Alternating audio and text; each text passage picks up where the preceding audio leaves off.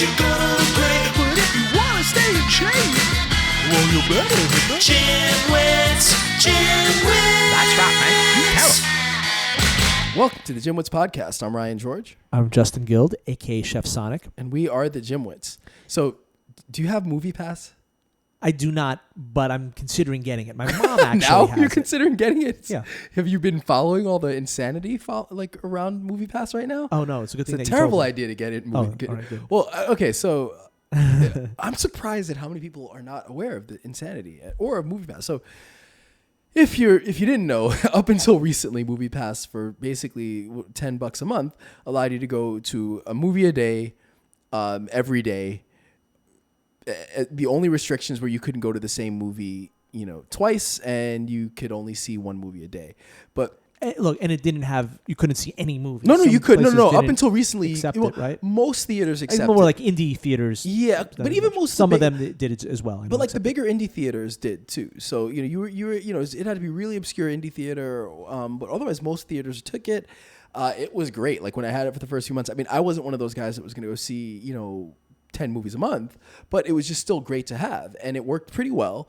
The main other restriction was that like you'd have to be close to the theater in order to check in, and then you buy your ticket on the line. And then they have e-ticketing, which means you can actually get your tickets through the app, but there are only 2 theaters in the city that do that. So up until a month or two ago, everything was perfectly fine, but then they had a weekend where things were just out. And then it came out that like they needed to borrow money, and then they started like every weekend. It seemed like they were doing stuff where like you couldn't get the main movies, and then you couldn't get like tickets at any theater, and the only theaters that worked were the ones with the e-ticketing. And then like last week you had to choose between 2. Like every week it seems like they're changing things. Then they changed their policy, so instead of unlimited movies now you're well, the first thing they did, they went from $10 to $15 a month, but then they went back down to 10, but then they limited you to 3 movies a month. So there are a few others that you might want to consider. Like there's AMC has their own one now where it's like 3 movies a month. I think it's 3 movies a week for $20 a month. So it's twice as expensive, but it's AMC. You can see IMAX, 3D, and all that stuff. There's another one, I think Cinema or Cinemia or something like that. They have one too, but I would do your research first because MoviePass is all a mess. And I'm still subscribing because for me it works because I can I don't see more than 3 movies a month as it is. And if it's only $10, and the e-ticketing works, there are 2 theaters that work for me for e-ticketing. So I kind of like that you can just go on, reserve ahead of time, but we'll see how much longer this lasts. I think if anything, MoviePass is kind of like the MySpace of this type of thing, where, It's funny. It's opened the floodgates. So you really can't get rid of it. But I think they'll, between AMC and some of these other companies, I think you're just going to have better iterations of it. And MoviePass might, if they don't fix things soon, they may fall by the wayside. But anyway, sorry, you tuned in for fitness, but you're going to get movie talk for a few minutes. So have you seen any good movies? I did. I saw a wonderful documentary. Oh, was it 3 Identical recently. Strangers? I did see that one, which was great, but I saw another one, and it was the documentary on Mr. Rogers. I didn't see that yet. Is that good? Is it good? Oh, it's fantastic. Yeah. It's a wonderful movie. Yeah. It really turns out that he's just an incredible person. He's almost like a modern day saint. Yeah. Really, for what he did. And there was one part, I'm not going to go into really the story. It's if you don't know about Mr. Rogers, he was a child's television show, Mr. Rogers' Neighborhood, from the late 60s all the way through the 1980s. I don't think anyone listening to this podcast doesn't know who Mr. Rogers is. You never know. There's younger folks that he wasn't around. I remember I watched him when I was very young. Did you watch him as well? Of course. So he was really all about sort of integrity and making quality children's programming. So that's sort of what he was about. And it was just so funny how I recommend to go see the documentary. It's really fantastic. There's just one part which sort of I was thinking of recently, and it's funny how in a recent episode that Ryan and I recorded, we talked about a little bit about extrapolating information. So if you're reading a study and it says, it says one thing, and then you sort of take it to mean the next. So in this instance, there was a study on how fitness can help with mental health. right? So it basically said if you subjects that were suffering from depression had less depression when they participated in fitness activities. And so one could extrapolate from that, oh, well, the more exercise I do, the better my mental health. But it actually turns out that that's not true, that the study said there is a limit and that actually you have a decline in mental health if you go too far with the exercise. So there was just one part of this movie that these sort of professional newscasters, journalists made really extrapolating. So one big thing that Mr. Rogers said was, you are special, you are loved. And there was a sort of a religious undertone to it because he was a religious person. And what they extrapolated from it was that he was telling kids, you're special, so you are entitled, and that they were blaming him for a generation of entitled youth. When if they had done really any research, they would have known that he would have not been into telling kids that they deserve. He just wanted to tell kids that they were loved, or that they should be loved, or they're loved by God, or whatever it was. Mm-hmm. Right? Not that they're entitled, not that they're deserve things without working for them. He was a very hard worker. He would have never been in favor of kids not having to work for what they want. He was just basically saying, look, you don't have to be a famous person, right? You're still, to be successful. You're just to be loved is enough. Right. So he in no way said anything about you don't have to work, you don't have to earn anything. But these newscasters were saying stuff like, the journalists, I don't know what they were, they were on some media outlet saying, oh, he was an evil person.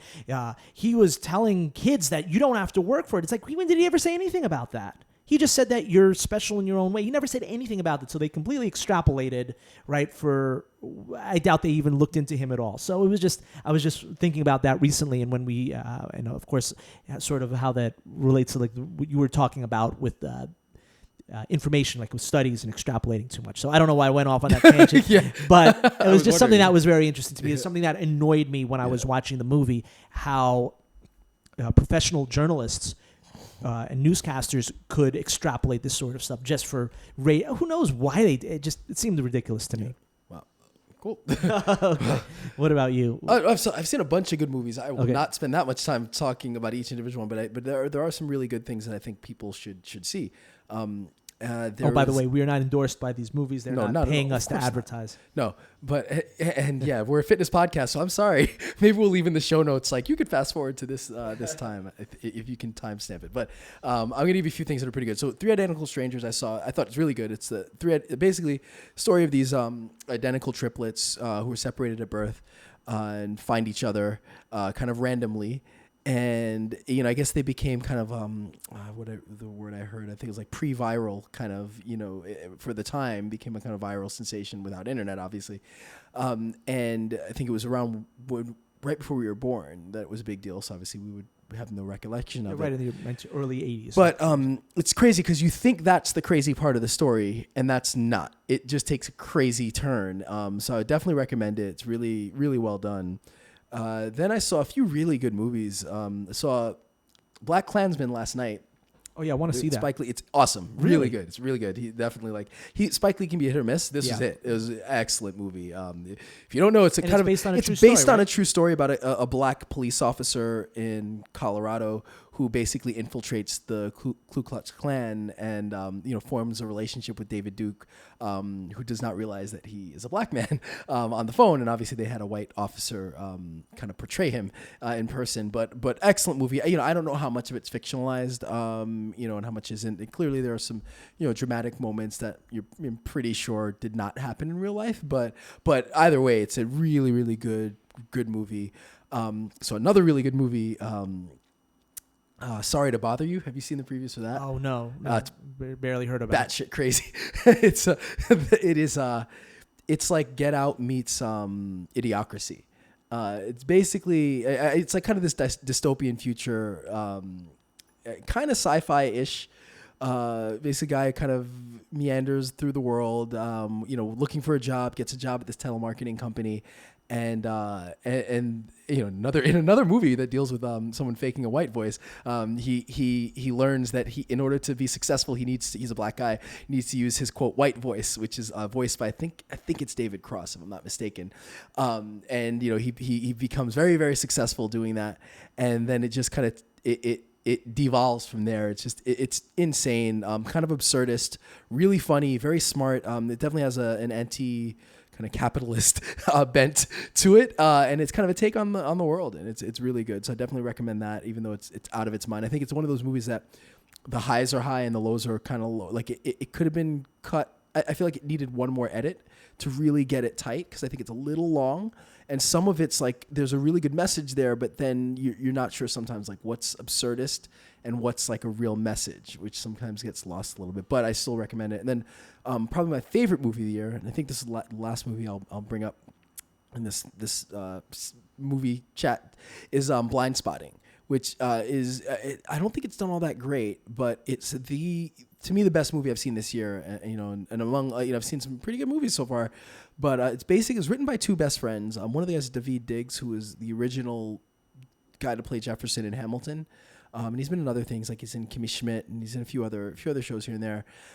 But I guess he and I don't know if it's a childhood best friend or but they're best friends, and they've been writing this script apparently for 10 years, and it's clear because the chemistry between them is really good. But it's basically about a guy who is on parole, and he's kind of got last 3 days of parole, and he it's basically like, all right, just don't mess up these last 3 days and don't go back to jail. And it's kind of him trying to get his act together, and his friend, who's a bit of a knucklehead and instigator, and kind of watching them get through those last few days. And it's one of these movies. It's really funny, and then when it needs to be dramatic, it's really dramatic. And to me, it's kind of subversive, because if you see the previews, you don't get not quite what you expect. But I would say if you see any of these movies, see Blind Spotting. It's probably, again, my favorite movie so far this year. What do you think about the new Academy Award for Best Popular Movie? What does that even mean? I don't even know if they know what it means. It means, having read a few like kind of think pieces on it, listened to some podcasts where they talk about it, it's, I guess my take is that I think there are two parts. I think part one is, they want to get more viewers. So, they tend to lean on like the independent movies and smaller movies that no one's seen, and that's what tends to get. Those movies tend to be the ones that are up for Best Picture and performances that are up for the kind of Best Actor, Best Supporting Actor, and unfortunately they're not hits with the people. So I think it really, at the end of the day, that category, I think a lot of it is just like, well, if we can throw Infinity Wars and Black Panther and Transformers or whatever the big popular movie is, then maybe we'll get some more eyeballs. And then the cynic in me is kind of like, well, Black Panther is probably not going to get an Academy Award nomination, but we can put it for Best Popular Movie and it can win that, which would piss me off anyway. So I think I think it's kind of silly like that. It also insults the intelligence of film goers. So what are you saying, that like these movies aren't good enough? They're not art. They're not the purest form of the art. So we'll give the dumb down award. This is the dumb award. So for because you guys don't know what real film cinema is. So here's an award for you dumb people who just like to watch things blow up. I don't know. What do you think? Yeah, I agree. First off, award shows are all shams to begin with. They are celebrations paid for by the entity that is promoting it, promoting itself, right? Yeah. So it's like an award show where the people who make the movies are awarding themselves for it. Yeah. So it's just BS to begin with, and that goes for all award shows. Yeah.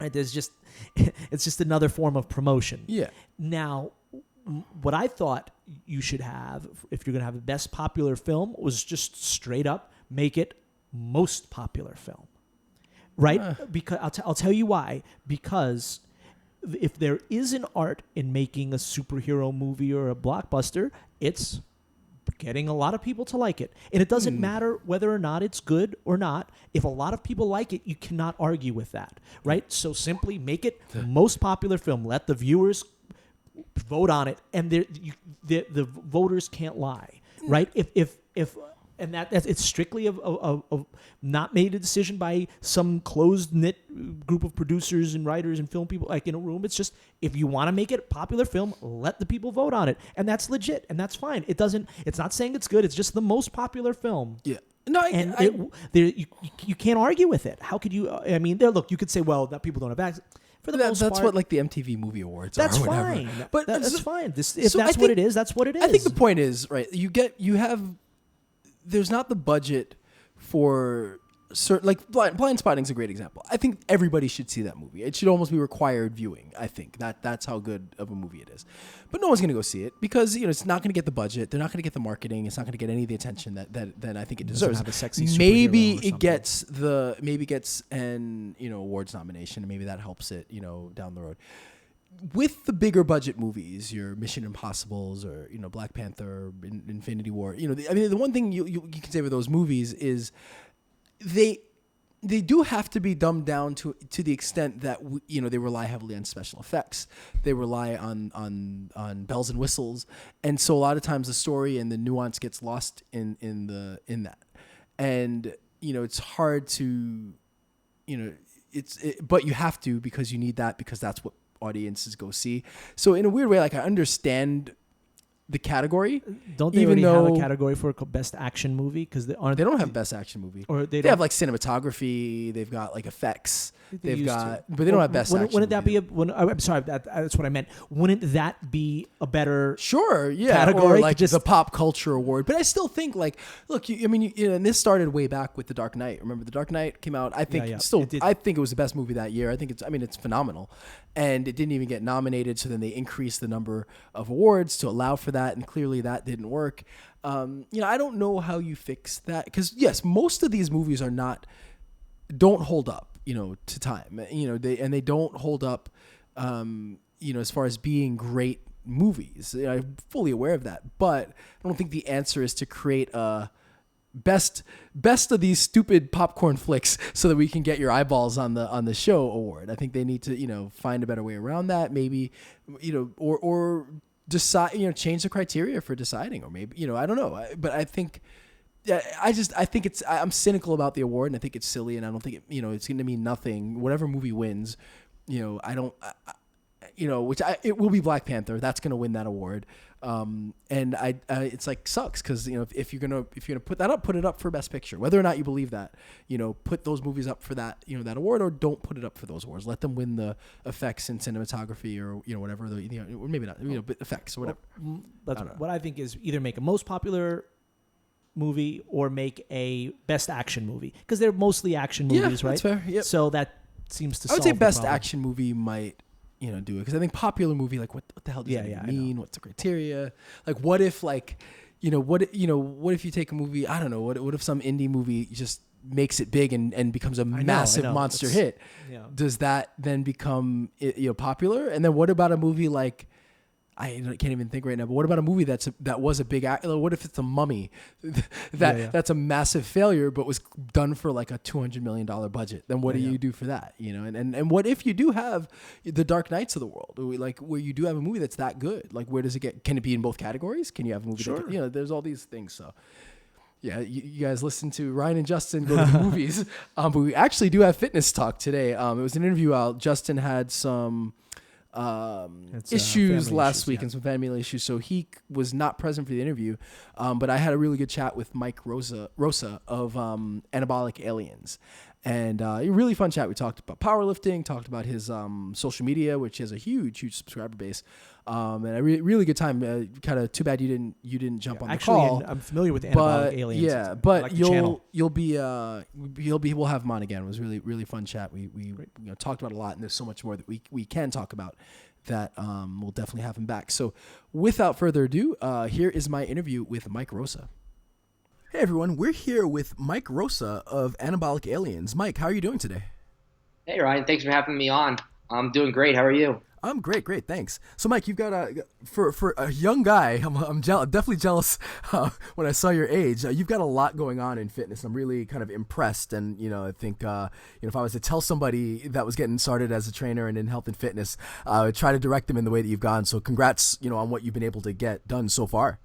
Thank you very much. I mean, I know what I wanted to do for a while, so it's just a matter of getting after it. Absolutely. So I guess before we kind of get really into your business and what you've got going on, we always kind of want to get started with any of our guests to get a little bit of your kind of health and fitness origin story. So, whether you started as a kid playing baseball or you got into it as an adult, maybe give us a little bit of kind of your own background in sports, health, and fitness. Yeah, absolutely. So I originally, baseball is actually my main sport. I originally actually went to college for baseball to Western New England University. And I as I started to advance more into the fitness aspect, I actually started gearing away from sports. I played baseball, basketball, and I was also doing track. And then senior year was when things really started to take off fitness-wise for me. Me and my mom actually did the entire Insanity program together, and that's where I kind of fell in love with exercise, especially the HIIT format. And ever since then, we were waking up at like 5 a.m. doing the workouts together just to make sure we got them in. Then I'd go to school, I'd go to baseball practice, and then I'd go to the gym after that. So it really just started seriously my senior year. And then after I went to college for baseball, I realized that they had me only doing like specified lifts for the team, and it wasn't really my style of lifting. I kind of wanted to get into my own routes, so I ended up transferring to the University of New Hampshire. And that's when I started really my powerlifting career. I got my personal training certification from ISFTA and started personal training under Casa Health and Wellness in Groton, Mass. And then that kind of sparked me into more group training because I really loved the HIIT format. So I was running boot camps and all these different types of classes. And then I started to do that at the University of New Hampshire. And then I competed that summer going into my sophomore year for my first powerlifting meet. And that's also when Anabolic Aliens first started. So everything really started with that Insanity program that me and my mom did senior year. And ever since then, it just kept progressing and progressing.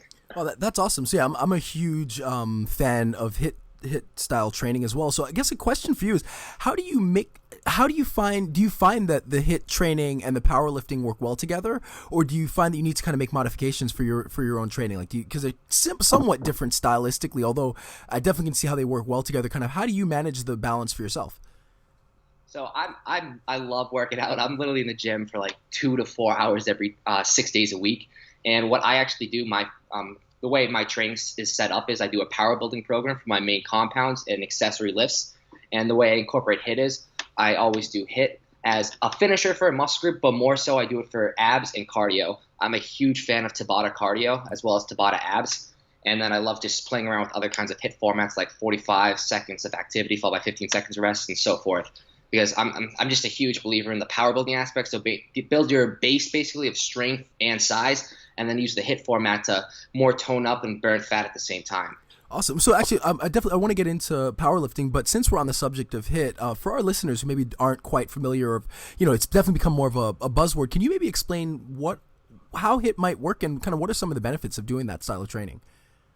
Yeah. So HIIT is high intensity interval training, and it basically works in intervals. So there's ton of different options you can go about for HIIT. So like I said, one of my favorite methods is Tabata, which is 20 seconds of activity followed by 10-second rest, and you do a circuit for a full 4 minutes, and that's considered one set.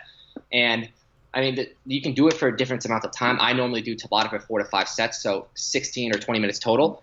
And what it's basically doing is it's going to spike up the heart rate, and then during the rest periods, you're basically trying to calm back down, lower the heart rate, and those accelerations of the heart rate really help accelerate fat loss. And it's one of my favorite methods, and able to, while you're trying to build or even maintain muscle mass, so you can also burn fat, basically kind of in the same process. So that's how I philosophize my workouts with the strength building, and then going into the HIIT aspect. Yeah, awesome.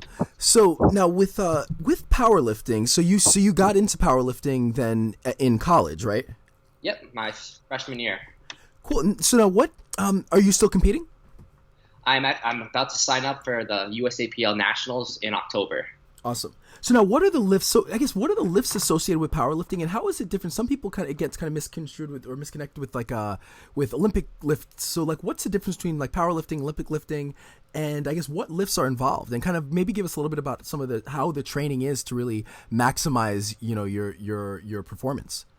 Yeah, absolutely. So powerlifting meets it's squat, bench, and deadlift in that order. So you have 3 attempts per lift.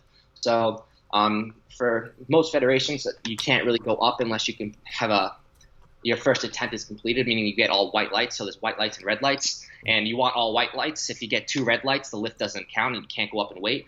So you start kind of the first attempt, you want to make it something.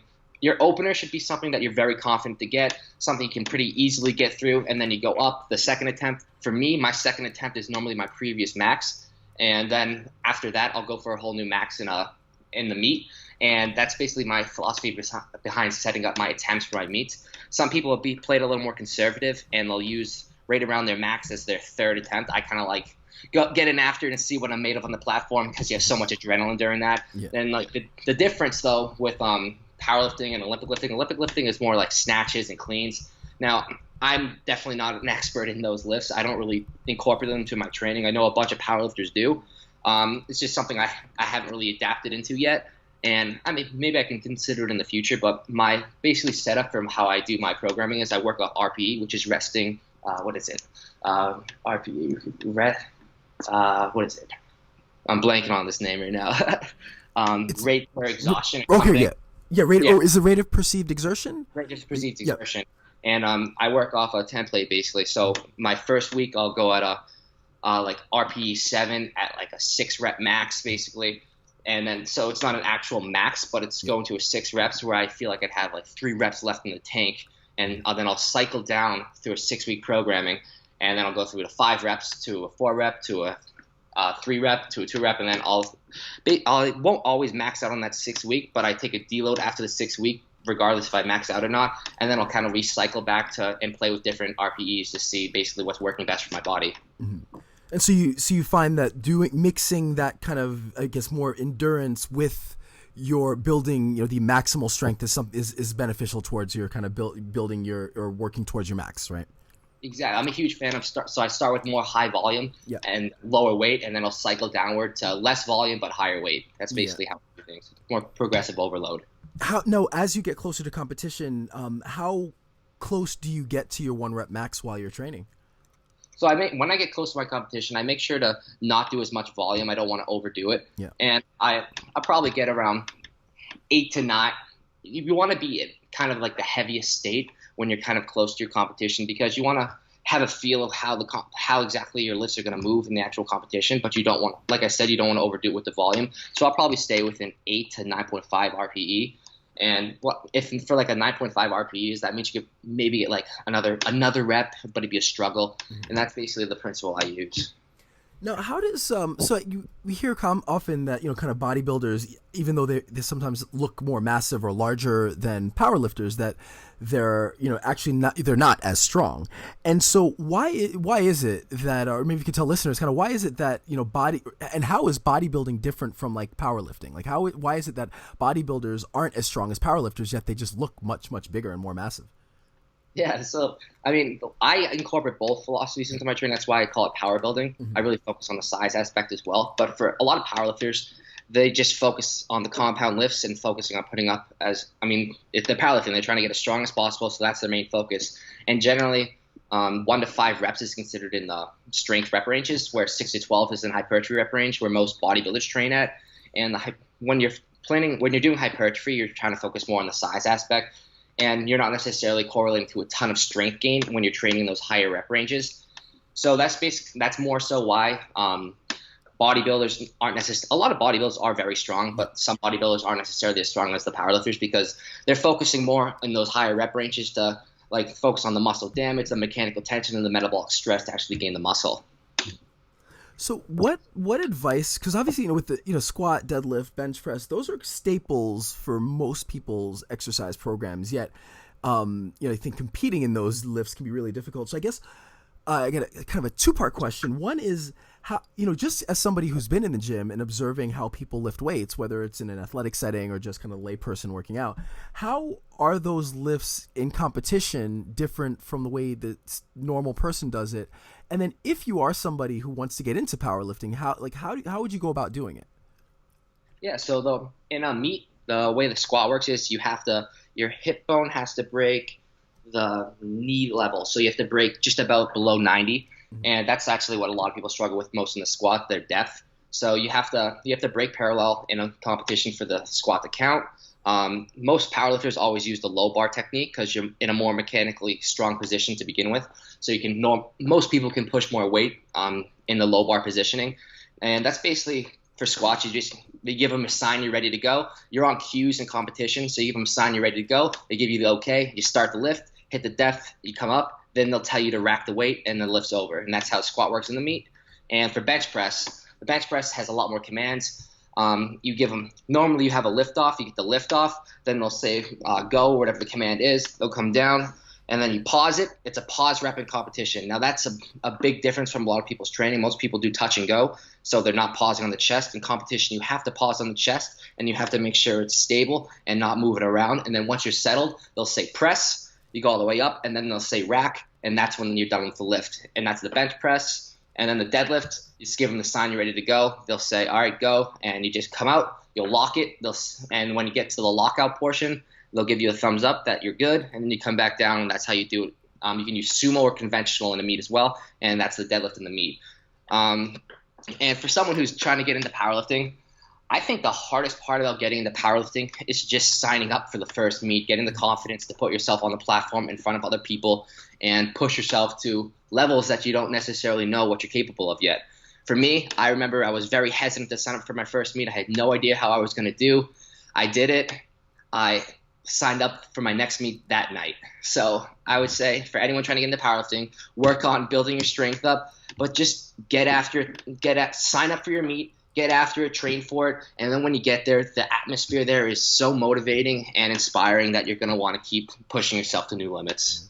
So now, are there any risks kind of associated with it? So I know a lot of people will say, like, deep squats. You'll hear different schools of thought about whether or not deep squats are safe, whether or not, touching the chest on a bench press is safe. So I guess what are your thoughts on the kind of safety of doing lifts? Is it just kind of a risk versus reward type of a thing, or is it that people aren't progressing properly? So I guess what are your thoughts on like the safety of doing those lifts in a competitive aspect?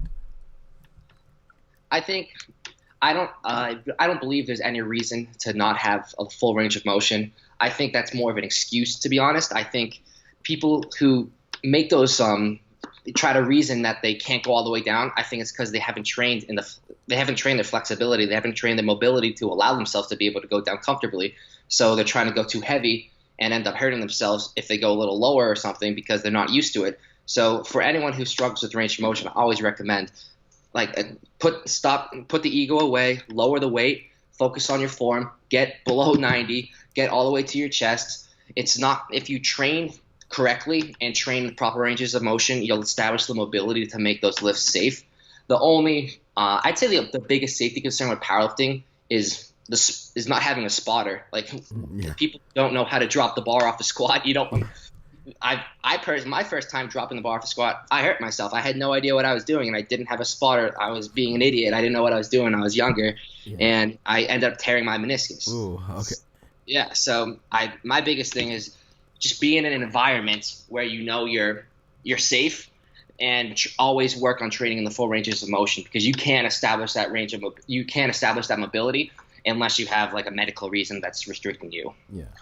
Yeah, and in my own experience, not with powerlifting, but like with competitive, with combat sports, is I think a big issue with people is doing too much too soon. Like you jump in, you get excited, you love it, and you try to do everything you can.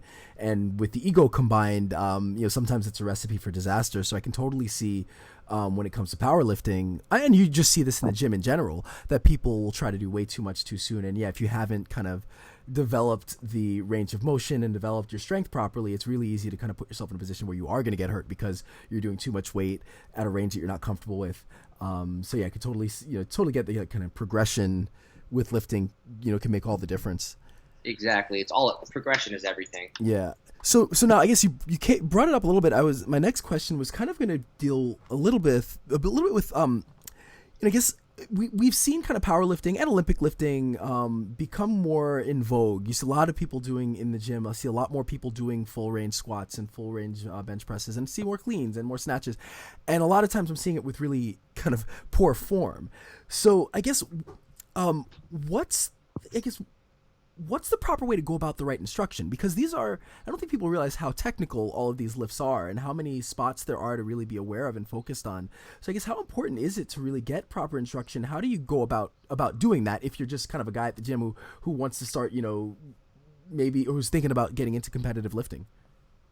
I mean, that's kind of a tough question because there's always going to be people in the gym who think they know everything and are going to tell you to do something. This is the way to do it, and you have to do it this way. And I'm actually very against that. I think everyone's body is so different, and mechanics are going to be different per person, although the base is relatively the same per lift. And when you start getting more experience, you pick up cues on what's working, what's not working. A lot of it is trial and error.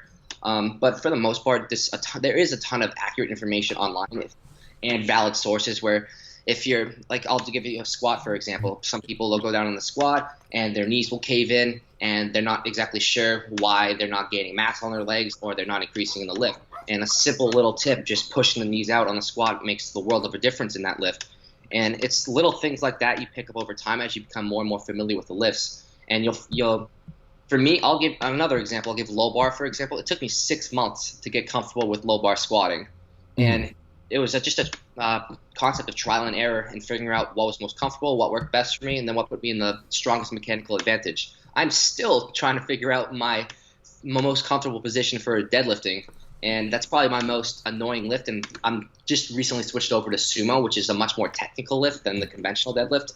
So it is very, when you start light, get your comfort zone, and figure out which method is gonna give you the best result. But for the most part, I really do think it's a lot of trial and error because everyone is very different. So there's specific tips you can use to cue yourself to improve each lift, but specifically finding what works best for you is just a process of trial and error over time. Got it. So I guess we'll shift gears a little bit from powerlifting.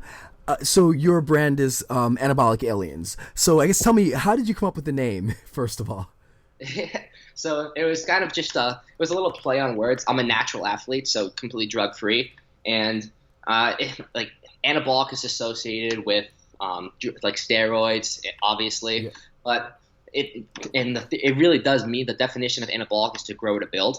So that's why we incorporated aliens next to it, because a little play on words, like anabolic aliens. So kind of like foreign to steroids for people who were like think about anabolic as steroids, but it was more where we were thinking it was more so just like a fun name. We didn't want, originally there was actually another partner with Anabolic Aliens who's not with me anymore, but originally it was just like we wanted a name that wasn't the standard so-and-so fitness. We kind of wanted to stick out. We wanted our content to be limitless. And so that's why I'm also branching out into more lifestyle content. And Anabolic Aliens is just cool. Like, it sticks out. So yeah, absolutely. Well, it's funny you mentioned that, because I was thinking when I read it, I was like, okay, well, anabolic, it must be steroids. And that was my next question is, okay, what's the connection to steroids because of anabolic? But by throwing the aliens part, you're right. It does kind of, it makes you think twice, and it's unique. And I think, we even kind of, when we were coming up with our name for the GymWits, it's like, we didn't want to be another just standard, another run-of-the-mill kind of podcast or brand. We wanted something interesting and something that also, which I think you also do with Anabolic Aliens, is you kind of take the piss out of yourself a little bit. Like, we don't take ourselves too seriously. Like, we're in fitness, we love it, we want to share it, but we don't take ourselves too seriously, and so it kind of is disarming, I guess, when someone sees that name and sees the personality. It's like, okay, they're not too full of themselves, and we can kind of maybe approach them in a setting that's very kind of tough and personal for people. Exactly. Like when I think about it now, I just basically, my whole concept behind my own training and what I promote is no limits. Yeah. So gains out of this world, Anabolic Aliens. Yeah, it works really well. So now, through your brand, I've been really, really impressed by your ability to have built a very large social media following. On YouTube, I think you have over 350,000 followers. I think you have 20,000 followers on Instagram. So I guess tell me a little bit about that process. Like, was it something that happened fast? Did it take a lot of time? Like, how were you able to kind of build that kind of a following? Yeah, so originally Anabolic getting started as more like a hobby, like a fun thing. We didn't really ever think it would ever turn into a business. And then I'd say after 2 years, maybe we were at around over 1,000 subscribers. It was a long process, but I really preach the concept of consistency as well. We never missed a video upload for over a week since the very beginning. And eventually, one video actually just took off. It was my intense 5-minute forearm workout video. It's over 6 million views now. Wow. And when that went viral, a ton of traffic started coming to the channel. And that's really when we're like, oh, like this could actually be a business. Yeah. And then it turned it into then, like, this is what I wanted to do. Like, I knew I wanted to do something with fitness. This started to take off, and I knew exactly where I was going to go from there. And then content started branching off from the viral video, started to make intense 5-minute workouts for other muscle groups and so forth, and everything just started to really take off in that aspect. And then when the video went viral, we're growing 2,000 to 4,000 subscribers a day. Wow. Yeah, and after 2 years of just getting to about 1,000, that growth was absolutely mind-blowing. Yeah. Then got to 10,000, and then videos kept collecting, and then the content we were producing significantly improved because it actually became like a very serious thing. And it was serious from the beginning. Like, the content we put out, it wasn't just jokes. Like, we wanted to help people, we wanted to make a difference. But then we were like, oh, okay, this is actually like a real thing. We're actually starting to reach a large audience. And then once that traffic was coming in, it just kept going off what was working and building more and more content based off what people were requesting and everything. I create a lot of content based off my community. And then once it went 10K, it went to 50K in less than a month, and then from 50K it went to 100K, and then ever since then it's been growing about 600 to 1,000 new subscribers a day consistently for about 2 years now. Wow. And now I'm at about 375,000. That's amazing. And it goes to show the power of consistency, because I think if you hadn't been so consistent, even if you had that big viral hit, it would have just fizzled out. But because you had so much content to back up on it, and kind of were able to showcase your ability to stay consistent and produce good content, I'm sure that helped you a lot. Absolutely. Right, in today's world, you can have the best content in the world, and it won't get seen if you don't have the exposure. Yeah. So once the exposure finally came in, that's when we took full advantage of it. And ever since then, it's been listening to what people want, producing what we think is the best content. Well, now what I think is the best content, and everything has just gone in the direction that I ever dreamed of from the beginning. Absolutely. So now, what about? I'm interested. Like, what about the forum video was like? Can you pinpoint something about that video that was different? That kind of in hindsight, you're like, that's why it went viral, or was it just kind of that just happened to be the one that hit? I think that just happened to be the one that hit because my intense workouts, I actually create a lot of exercises myself, and so I think the uniqueness behind the routine and the fact that it's actually effective. Like, a lot of my routines, they like, especially the home workouts, they're not necessarily like the coolest looking style of training. Like, they're meant to be done at home. Like, and when people are doing them, they're like, oh crap, this actually works. Yeah. And it always looks so much harder it always looks so much easier than it actually is, because these routines are extremely challenging. Yeah. And it's just, I had other content like that, then this one just took off, then people found the other ones, and then I just kept building off that. So it was, I guess I would say, the innovativeness behind the actual routine, and then the effectiveness, of course, along with it, was what really stuck with people. Awesome. So now, in addition to the kind of content that you put out, you have a couple other projects going on. So tell me a little bit about your app and kind of the idea behind it, what you do, and kind of what you offer maybe that's different from some of the other fitness apps that are out there. Yeah, absolutely. So my app is called Exerprise, and it is a workout generator that uses this advanced filtering technology to create you an effective workout no matter what your time availability or equipment availability is. So you select what muscle groups you want to work out, the equipment you want to use, then your choice of time intervals or sets and reps now, which is actually the new feature, and then how long you want to actually work out for. And then all you do is click generate my workout, and boom, your workout's already generated for you. We have over 500 exercises in the database, so it's worked off a randomization process, which is based off the selections you chose. And then if you want to even further customize the workout, you can choose alternatives, change the order, change the amount of sets, reps, or rests.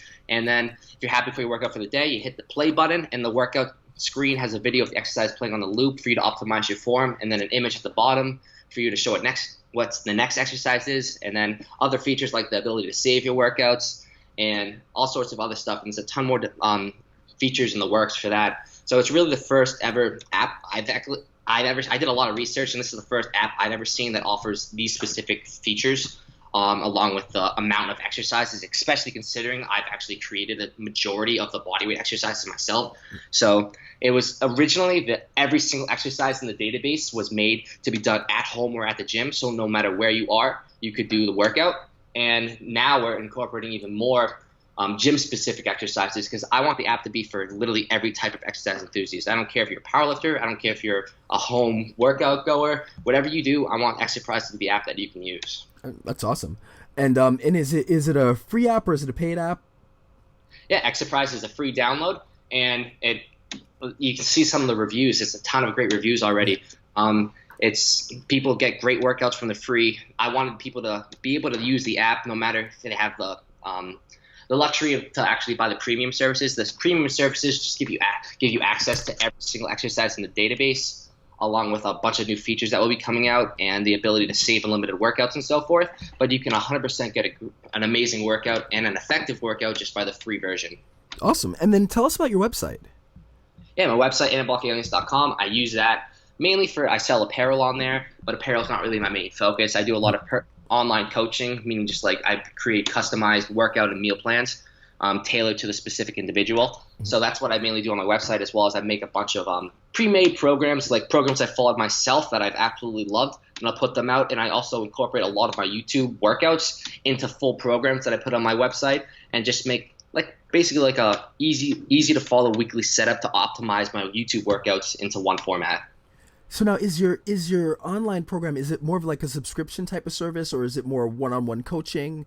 And I guess in addition to that, how do you solve that problem of kind of with one-on-one coaching? Sometimes there's an issue of, since you're not in person, it's kind of hard to monitor the person. So how do you kind of skirt that issue of not being physically there one-on-one with somebody? Yeah, so like I said, the one-on-one coaching is where I build the custom workout and meal plans, and my other programs are plans I've built for the general audience.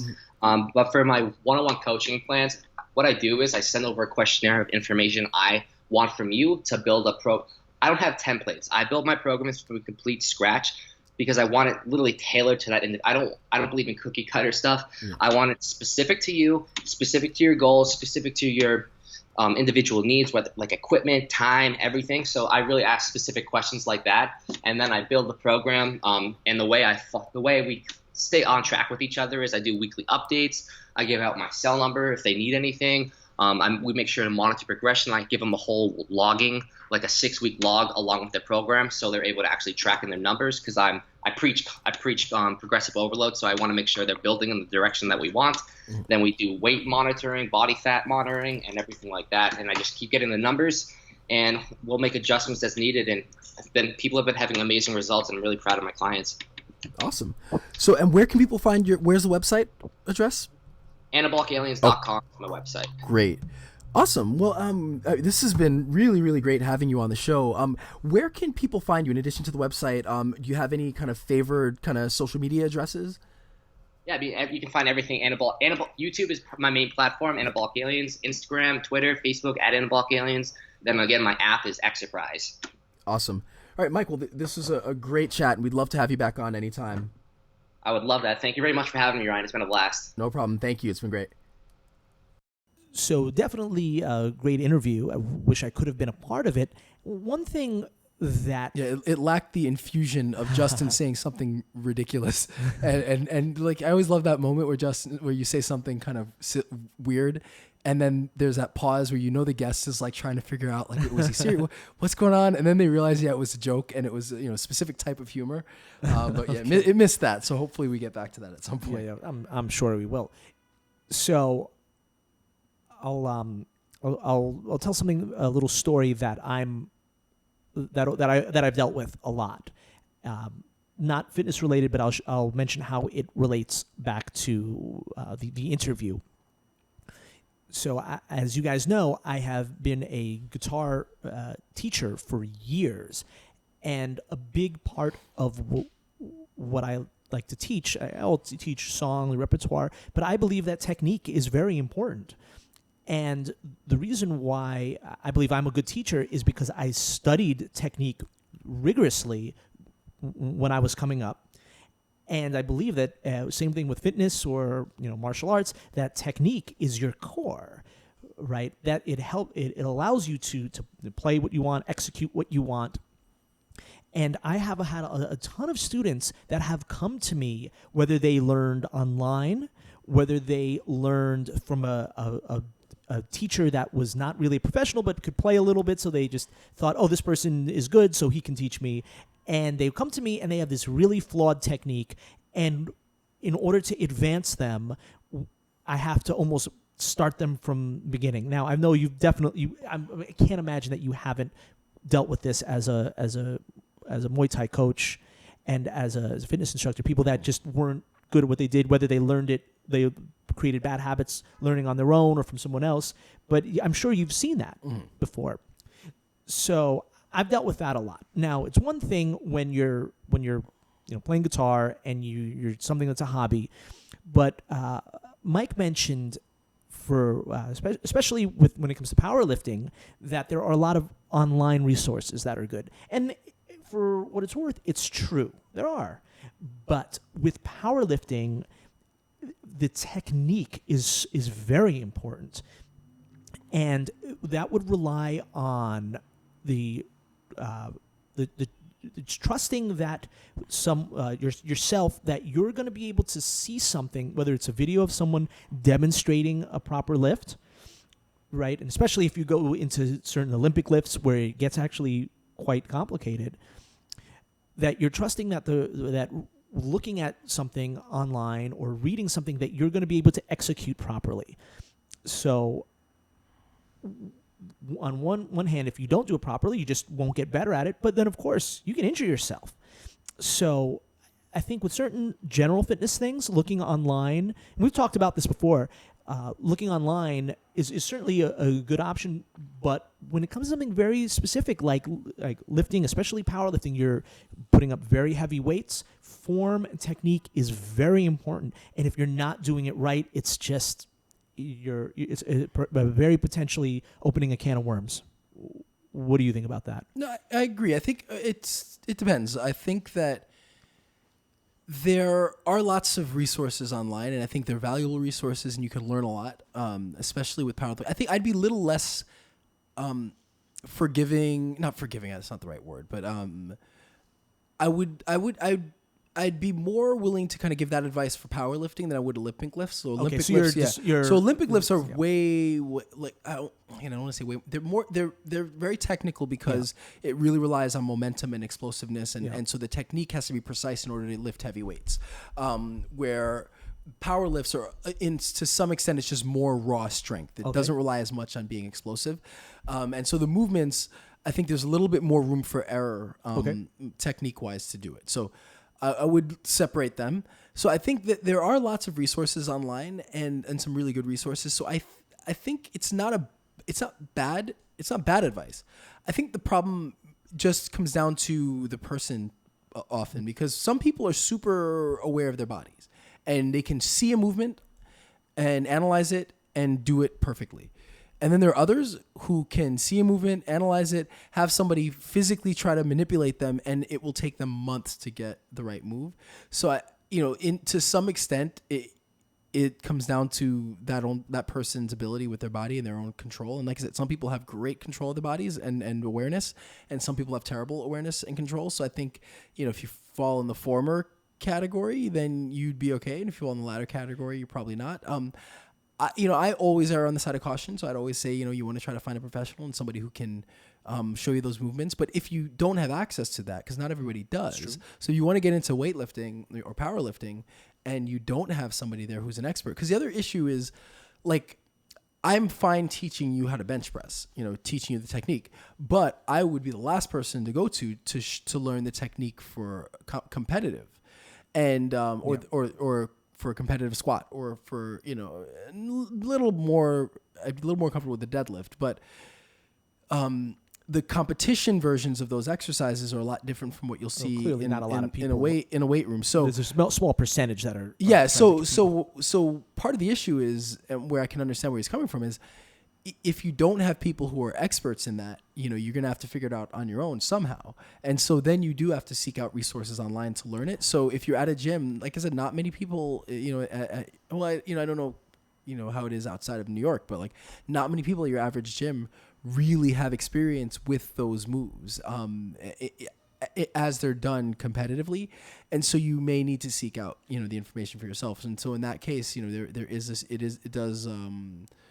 does help to have resources online. Now, is there any concern that someone looking to powerlift on their own might jump into it too fast, might do weight that's too heavy for them because they see something, you want to do this weight, but then without knowing, this is too much for me right now? Sure, and then that's what we talked about, of course. The progression is important when it comes to, especially powerlifting. I think progression, anything where you're dealing with heavy loads, the less experience you have, the more time you have to take. And that's why people take years and years and years to build, because a lot of it is, obviously it's building your own strength, but, it's also the ligaments and the joints adapting to it. I mean, the ligaments and tendons adapting.